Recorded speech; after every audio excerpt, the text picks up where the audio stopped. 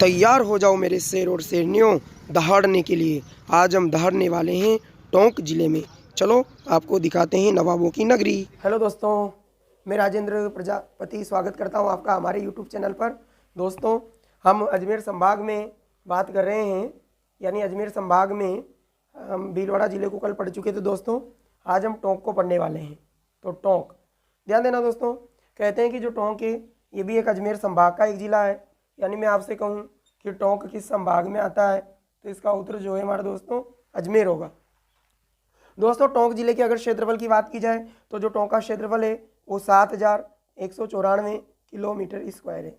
यानी टोंक का क्षेत्रफल है 7,194। दोस्तों, कहते हैं कि अकबर के शासनकाल में जो मानसिंह थे हमारे आमेर जयपुर के शासक, तो इन्होंने क्या किया था, इन्होंने भोला ब्राह्मण नाम का एक व्यक्ति था। इस भोला ब्राह्मण को 12 कहते हैं कि 12 टोकरा दान में दिए। यानी जो 12 टोकरा थे इनको दान में दे दिए भोला ब्राह्मण को। तभी से ये जो क्षेत्र था ये टोंक कहलाने लगा। यानी 12 टोकरा के नाम पर ही टोंक का नाम पड़ा है। दोस्तों, टोंक की हम अगर साक्षरता की बात करें तो टोंक की जो साक्षरता है वो हमारे 61.6% है। अगर इसमें भी दोस्तों हम पुरुष साक्षरता की बात करें और महिला साक्षरता की बात करें तो दोस्तों जो पुरुष साक्षरता है टोंक की वो 77.1% है, जबकि महिला साक्षरता की बात करें तो 45.4% है। दोस्तों, कहते हैं कि टोंक का जो लिंगानुपात है, दोस्तों टोंक का जो लिंगानुपात है वो हमारे 952 है। यानी टोंक में हमारे जो लिंगानुपात की बात की जाए तो टोंक का जो लिंगानुपात है वो हमारा 952 है। जबकि दोस्तों टोंक का जो जनसंख्या घनत्व है, अगर मैं टोंक के जनसंख्या घनत्व की बात करूं दोस्तों तो केवल और केवल 198 है। यानी राजस्थान के लगभग करीब है। तो इससे हमें पता चला है दोस्तों कि टोंक जो है ये राजस्थान के आकार का एक ज़िला है। यानी राजस्थान के आकार का ज़िला कौन सा है? टोंक। यानी टोंक की आकृति जो है मैं पतंगाकार कह सकता हूँ दोस्तों। यानी टोंक किस आकार का है? पतंगाकार जिला है। दोस्तों, टोंक में कहते हैं कि पचेवर का किला है, पचेवर दुर्ग या पचेवर का किला है। टोंक में भूमगढ़ दुर्ग भी है, भूमगढ़ दुर्ग। टोंक में रेड़ का किला भी है। दोस्तों, टोंक में हमारे सुनहरी कोठी स्थित है। सुनहरी कोठी जो अमीर खां पिंडारी के समय बनी थी 1834 में, और अमीर खां पिंडारी 1834 में दोस्तों इसका निर्माण शुरू करवाया था। कहते हैं कि सुनहरी कोठी में ईद के मौके पर, यानी ईद के अवसर पर, ईद उल जुल्हा पर, यानी बकरा ईद पर ऊँट की बलि दी जाती थी। ऊँट की बलि दी जाती थी जिसे वसुंधरा सरकार ने दोस्तों वर्तमान में बंद करा दिया है। और सुनहरी कोठी में ही हमारे मुबारक महल स्थित है। अगर आपसे पूछे कि राजस्थान में मुबारक महल कहाँ है तो इसका उत्तर भी हमारा टोंक होगा। ध्यान देना दोस्तों, टोंक में हमारे देवधाम जोधपुरिया स्थित है। देवधाम जोधपुरिया हमारे टोंक में स्थित है। ध्यान देना दोस्तों, अगर हम टोंक की बात करें तो टोंक में हमारे हाड़ी रानी की बावड़ी विशाल है। यानी आपसे पूछे कि हाड़ी रानी की बावड़ी किस जिले में तो इसका उत्तर भी दोस्तों हमारे टोंक ही होगा। टोंक में ही हमारे वर्ष 1935 में वनस्थली विद्यापीठ की स्थापना हुई है।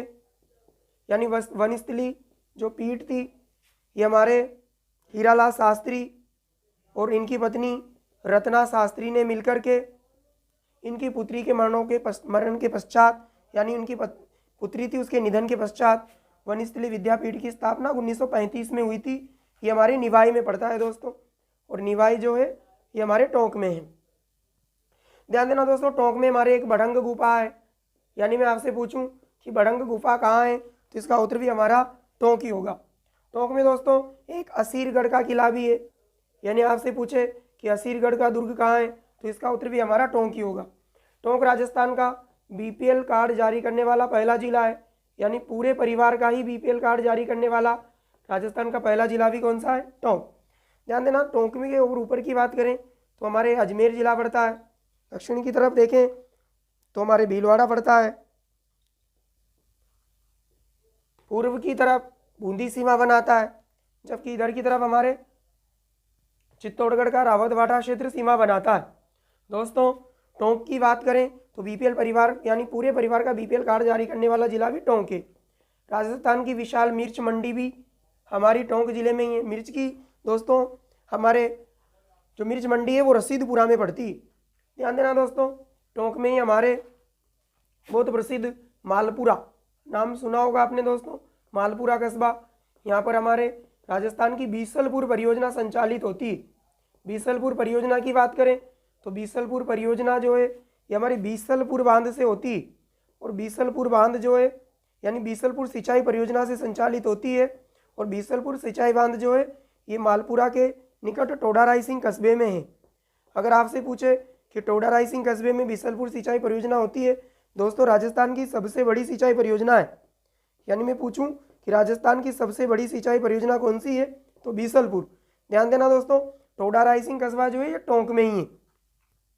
टोंक से जो बीसलपुर परियोजना है इससे भीलवाड़ा, सवाई माधोपुर, टोंक, दौसा और हमारे भीलवाड़ा जिला, इसमें सिंचाई की आपूर्ति की जाती है। दोस्तों ये भी आपकी बीसलपुर सिंचाई परियोजना ही है, ये आपको याद रखना है। ध्यान देना दोस्तों, हमारे पचेवर की तो हमने बात कर ली, एक हम अमीरगढ़ की बात करेंगे कि हमारे जो टोंक है यहाँ पर एक अमीरगढ़ का किला भी।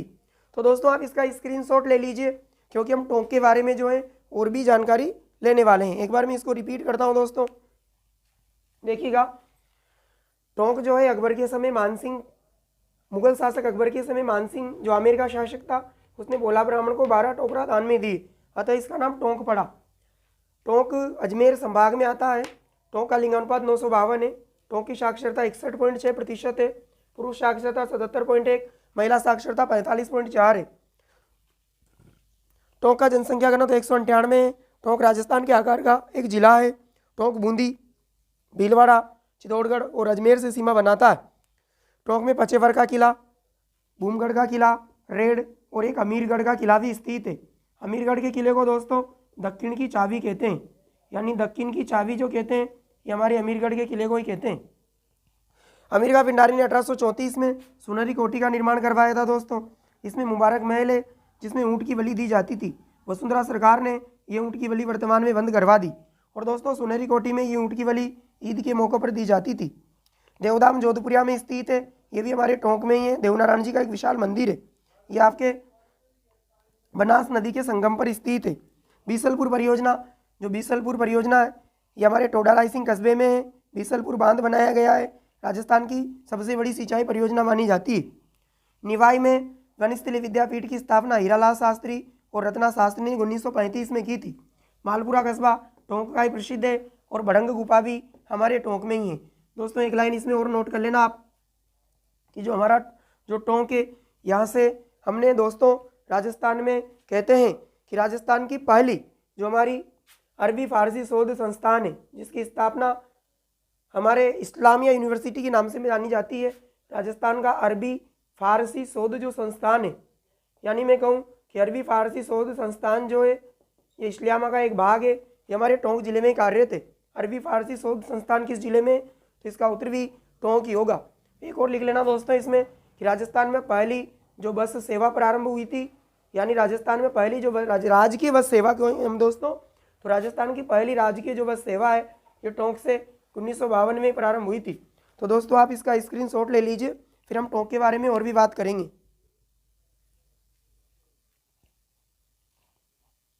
दोस्तों टोंक में ही हमारे गलवा बांध, मासी बांध, बुद्ध सागर बांध और टोडरडी सागर बांध स्थित है। अगर आपसे पूछे दोस्तों कि गलवा, मासी, बुद्ध सागर और टोडरडी सागर बांध जो है ये किस जिले में है, तो दोस्तों इसका उत्तर जो होगा हमारे टोंक होगा।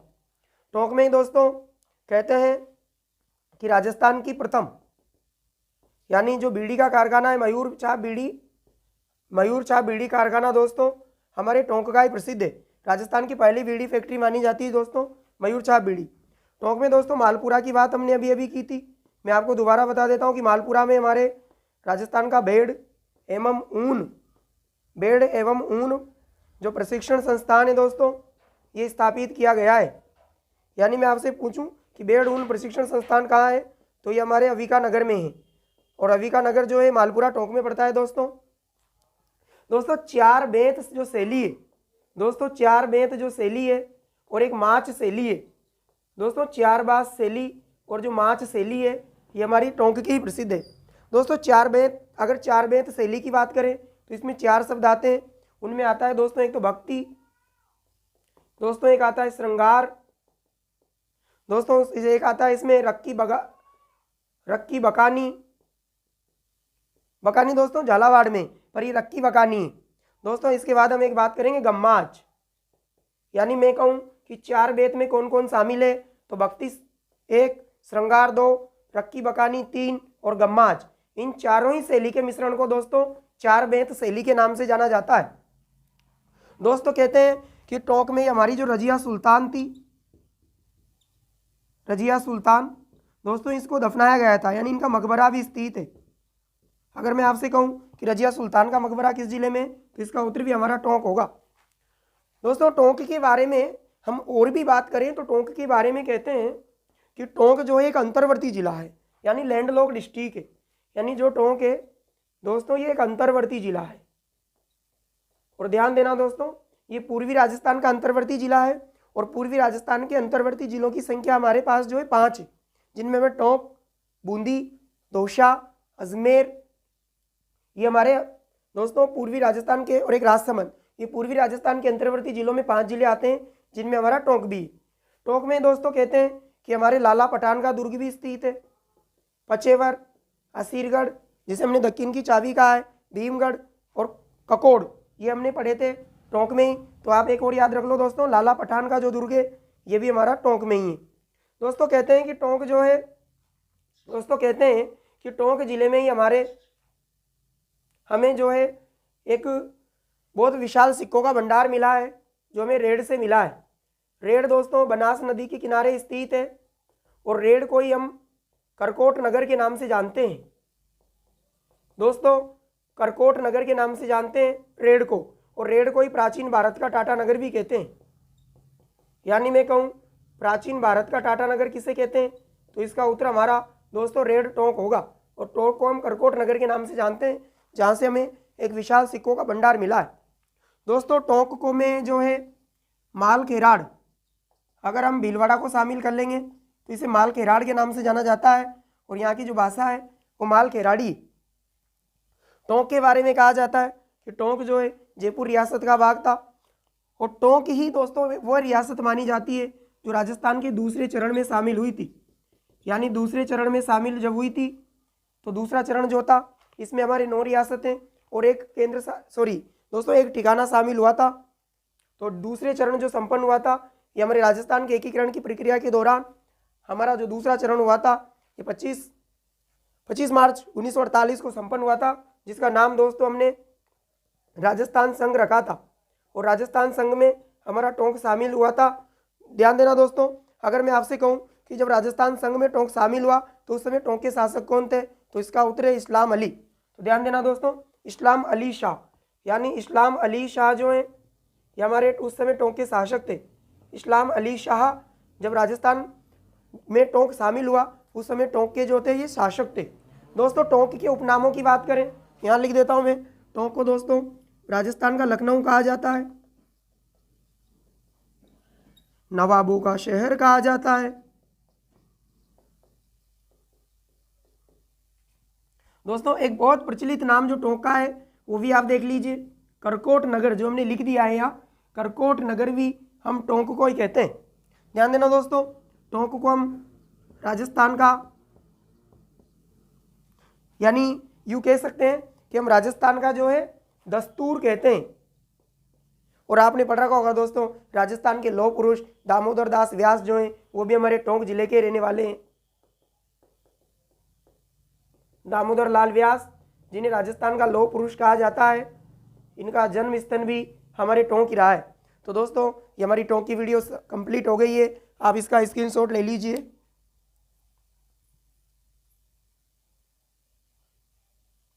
दोस्तों। तो दोस्तों आप हमारी वीडियोस को ज़्यादा से ज़्यादा लाइक कीजिए, शेयर कीजिए और कमेंट कीजिए। अगर आपको कोई समस्या है तो आप हमारे कमेंट बॉक्स में आकर के और उसका जो है विवरण आप हमसे जान सकते हैं। दोस्तों, हम आपका पूर्ण रूप से आपकी सेवा करने के लिए तैयार है। बने रहिए हमारे यूट्यूब चैनल के साथ, ज्योग्राफी बाय राजेंद्र सर। धन्यवाद दोस्तों।